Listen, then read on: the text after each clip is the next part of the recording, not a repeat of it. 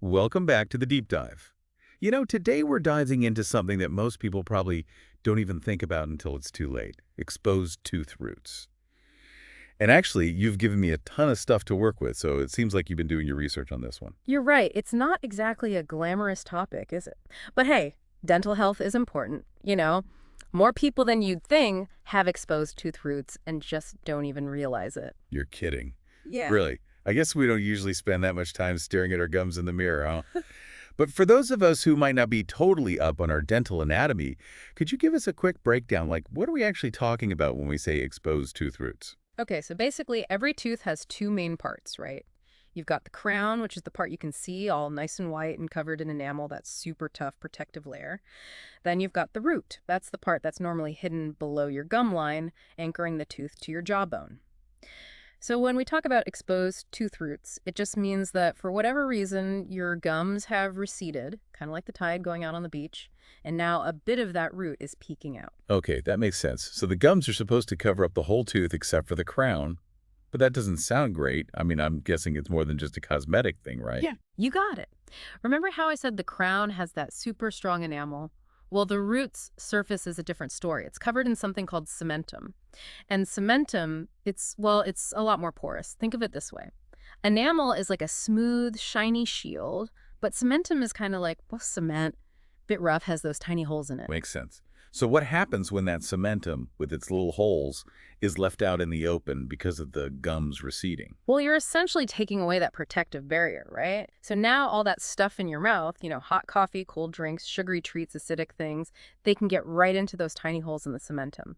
And remember, the root is directly connected to the nerves and blood vessels inside your tooth. So basically, it's like those nerves are suddenly exposed to the world and they are not happy about it.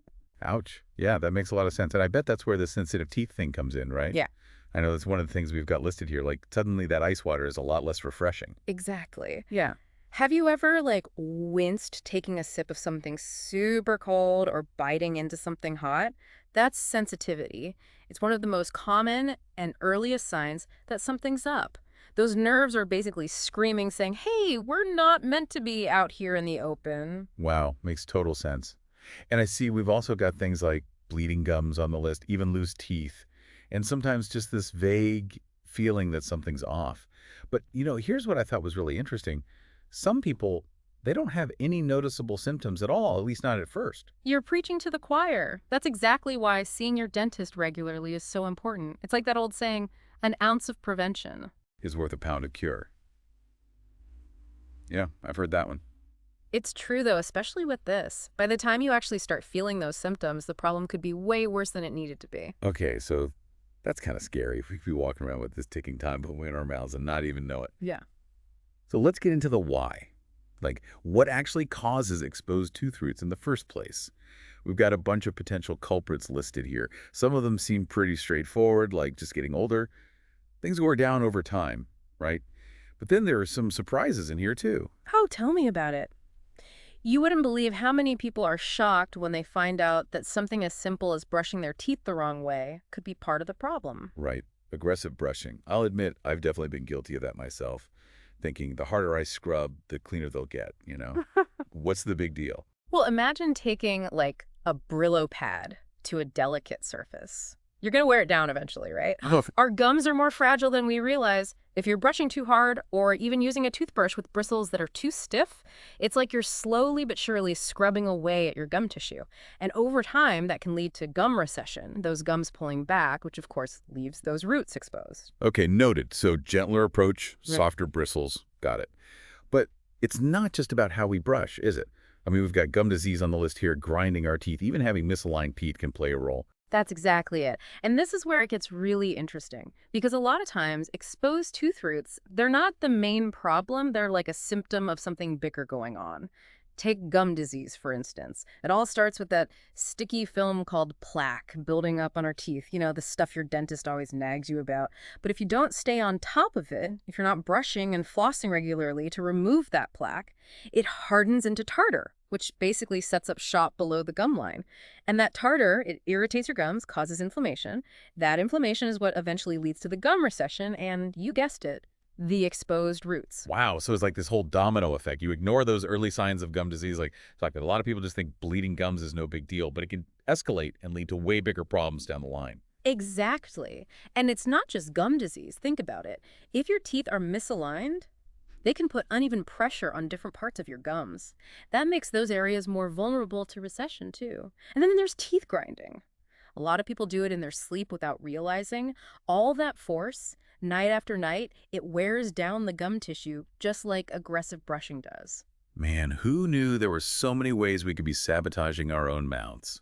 Okay, so we've covered some of the main culprits behind exposed tooth roots, but the good news is it doesn't have to be a lost cause, right?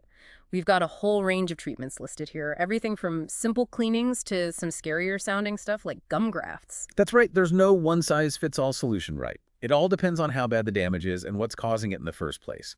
Sometimes, if you catch it early enough, all you might need is a good deep cleaning.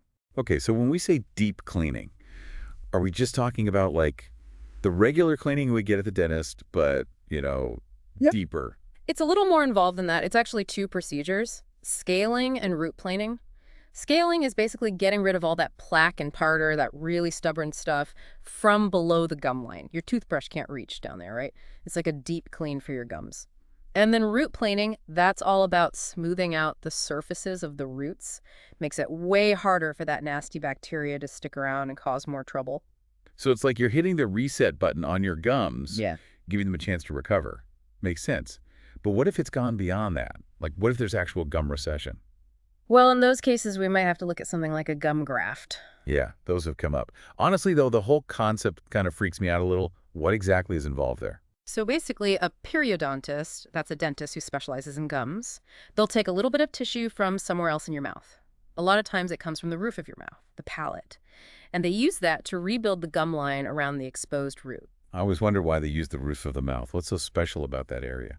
It's all about finding tissue that's really similar to your gums in terms of structure, blood supply, that sort of thing. And the roof of your mouth is actually a great match. Plus, it heals really quickly, which is a bonus. That grafted tissue, it's like a little protective blanket over the root, giving the gum tissue a chance to regenerate. Wow, that's pretty amazing. So it's not just about looks then, it's actually restoring function, protecting that vulnerable root surface. Exactly. Of course, in more severe cases, you might need even more involved treatments, like crowns, maybe even a root canal. But again, it all comes back to catching it early, figuring out what's causing it, and addressing that root cause, pun intended. And that brings me to my favorite topic, prevention. Yes, knowledge is power. I know our listeners are all about taking control of their health, so let's empower them with some knowledge.